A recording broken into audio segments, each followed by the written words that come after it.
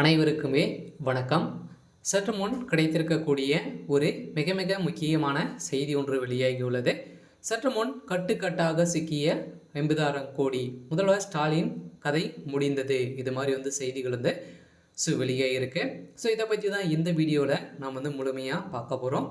அதுக்கு முன்னாடி நம்ம சேனலுக்கு இப்போ தான் நீங்கள் முதல் முறையாக வந்திருக்கீங்க அப்படின்னா மறக்காமல் நம்மளுடைய சேனலை சப்ஸ்கிரைப் பண்ணி சப்போர்ட் பண்ணுங்கள். வாங்க வீடியோக்குள்ளே போகலாம்.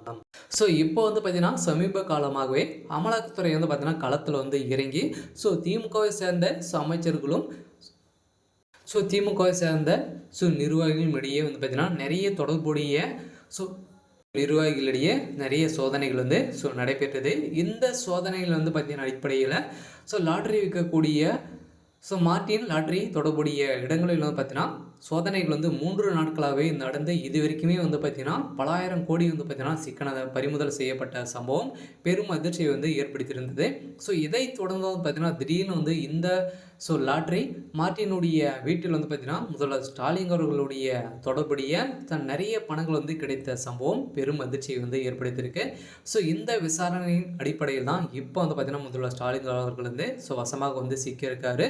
இவர் மட்டும் இல்லாமல் திமுகவை சேர்ந்த அமைச்சர்களுக்கும் இந்த தொடர்புகள் இருக்குது அப்படின்ற மாதிரி தான் பேசப்பட்டு வருகின்ற நிலையில் தான் பார்த்தீங்கன்னா சமீப காலமாகவே பார்த்தீங்கன்னா இவர் பார்த்தீங்கன்னா மார்டின் லாட்ரி அவர்கள் பார்த்தீங்கன்னா இப்போ லாட்ரி விஷயத்தில் ஒரு மிகப்பெரிய நிறுவனங்களுக்கு பார்த்தீங்கன்னா இது வரைக்குமே ஒரு 40 நிறுவனங்கள் நிறைய ஊழல்கள் செஞ்சுருக்காரு. இந்த ஊழல் பணங்கள் அனைத்தையுமே திமுகவை சேர்ந்த அமைச்சர்களுக்கும் பார்த்தீங்கன்னா இது தெரியும். இது பார்த்தீங்கன்னா வெளிப்படையாக நடத்தக்கூடிய ஒரு நிறுவனமாக இருந்தாலும் பார்த்தீங்கன்னா இது நிறைய ஊழல்கள் பண்ணக்கூடிய அளவிற்கு தான் இந்த மார்டின் லாட்ரி அவர்கள் பார்த்தீங்கன்னா நிறுவனம் தொடர்புடைய 22 இடங்களில் நிறைய கோடி பார்த்தீங்கன்னா இவர் ஊழல் செஞ்சிருக்காரு அப்படின்ற மாதிரி அமலாக்கத்துறையாளர் கைது செய்யப்பட்டு இருக்காரு. இந்த கைது செய்யப்பட்ட இந்த மார்டின் லாட்ரி அவர்கள் அவருடைய நிறுவனத்தில் கிடைக்கப்பெற்ற முதல்வர் ஸ்டாலின் அவர்கள் தொடர்புடைய சில பொருட்களை பார்த்தீங்கன்னா சிக்கியிருக்கு.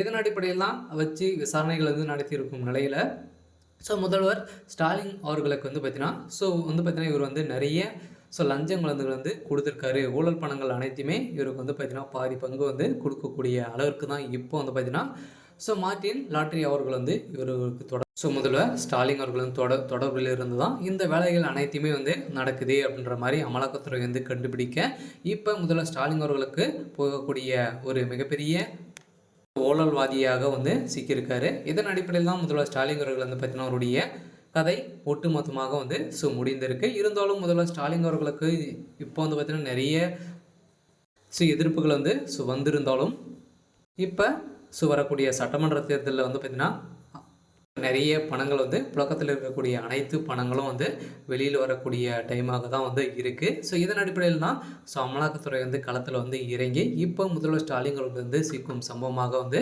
மாறி இருக்குது. இருந்தாலும் என்ன நடக்க போகுது அப்படின்றத வெயிட் பண்ணி பார்க்கலாம்.